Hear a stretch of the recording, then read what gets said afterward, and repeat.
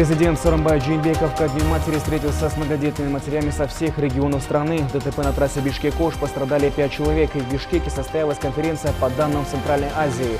Об этом и не только смотрите прямо сейчас. В студии работает Нурсултан Джакуббеков. Здравствуйте.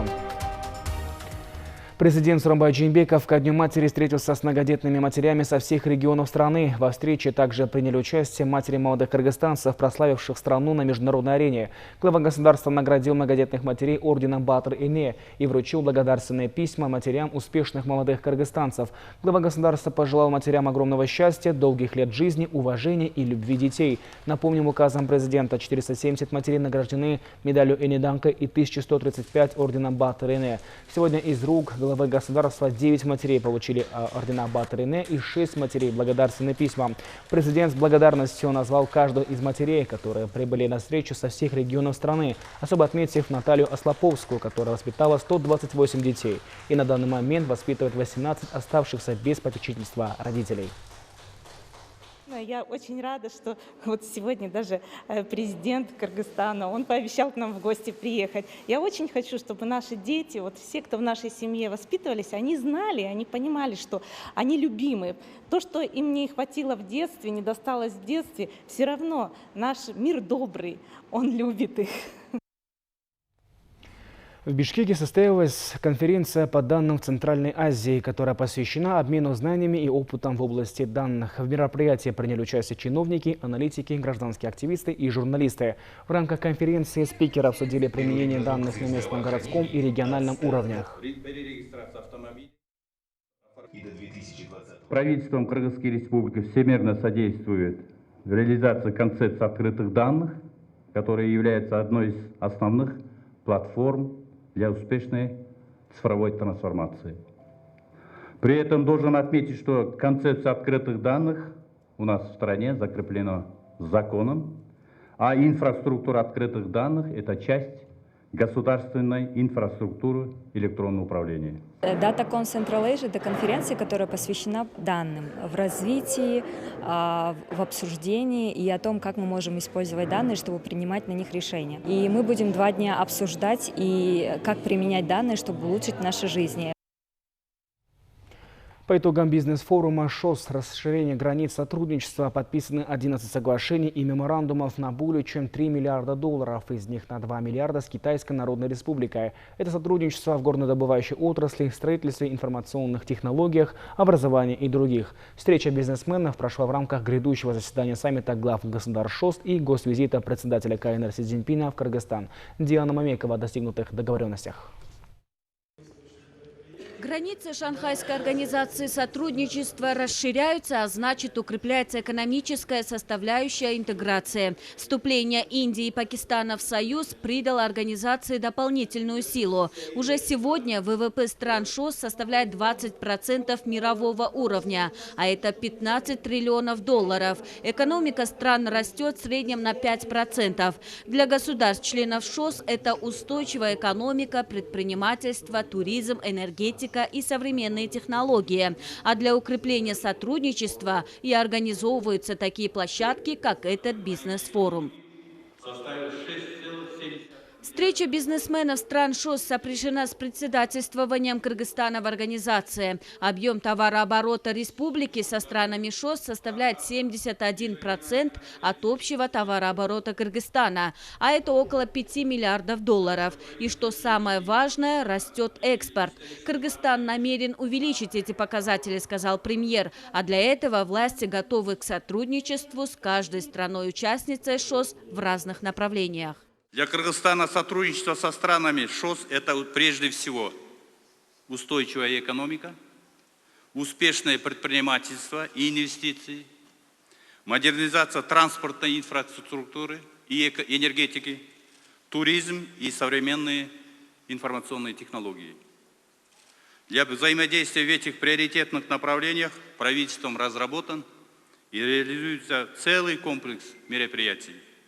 Если обратиться к цифрам, весь объем товарооборота Кыргызстана в 2018 году для такой маленькой экономики составил $6,7 миллиардов и в то же время со странами ШОС $4,7 миллиардов, что составляет более 70% от общего товарооборота нашей страны. Абылгазиев отметил, что страны ШОС на протяжении последних лет продолжают оставаться для Кыргызстана и одними из основных инвестиционных партнеров.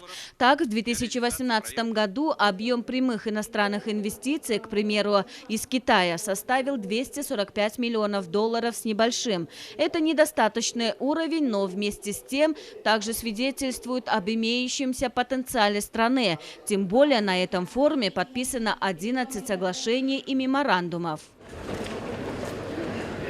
Один из главных инвестиционных партнеров Кыргызстана – Китай. С китайской стороной были подписаны 5 меморандумов и 3 соглашения на сумму более $2 миллиардов. Это меморандумы о сотрудничестве по строительству завода по переработке золота. Планируемая сумма инвестиций – $500 миллионов.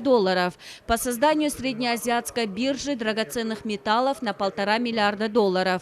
По развитию информационных технологий в Кыргызстане, о проведении Центральноазиатской кантонской ярмарки, по созданию индустриального парка строительных материалов и другие. Прежде всего, от сотрудничества с Китаем, учитывая специфику, их интересы, мы должны извлекать из технологий и упор делать на обрабатывающую промышленность.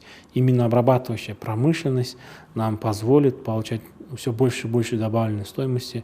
Получим только, я считаю, плюсы. Но, естественно, учитывая наши национальные интересы, это в виде хорошего диалога с местным населением, соблюдения экологических норм.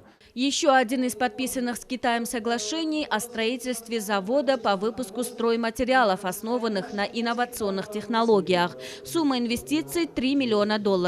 Руководитель китайской компании Хуан Джафу сказал, что реализацию программы начнут в ближайшие полгода. Наша компания выпускает все материалы, необходимые для строительства. Перед тем, как подписать соглашение, мы изучали рынок Кыргызстана. Узнали, чего здесь не хватает, что мы можем предложить. Теперь готовы работать. И это всего лишь несколько примеров плодотворной работы бизнес-форума. Бизнесмены стран ШОС смогли найти партнеров для дальнейшего взаимодействия. По словам экспертов, если Кыргызстан будет двигаться по направлению развития сотрудничества с государствами-членами ШОС и ЕАЭС, то перспективы страны очень большие. Тем более, что Кыргызстан интересно для них. Взять только наше географически удобное расположение. Диана Мамекова, Тимур Садагалиев, Ала-То, 24. В ДТП на трассе Бишкек-Ош пострадали 5 человек. Как уточняет Министерство чрезвычайных ситуаций, авария произошла на туннеле на перевале Туашу. Отмечается, что столкнулись 2 легковых автомобиля Toyota и Mercedes-Benz. Все 5 пострадавших пассажиры Toyota. Спасатели оказали им первую помощь и передали скорой помощи. 3 человека, находившиеся в Мерседесе, не пострадали. Который произошел внутри туннеля, есть пострадавшие. Наши спасатели, которые там дежурят, и именно непосредственно на перевале Туашу, оказали первые врачи. Сначала вытащили пострадавших, которые получили различные травмы, вытащили их из машины, оказали первую доверительную помощь и передали сотрудникам скорой помощи.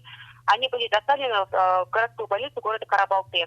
Из другой машины, из марки Mercedes-Benz, пострадавших нет.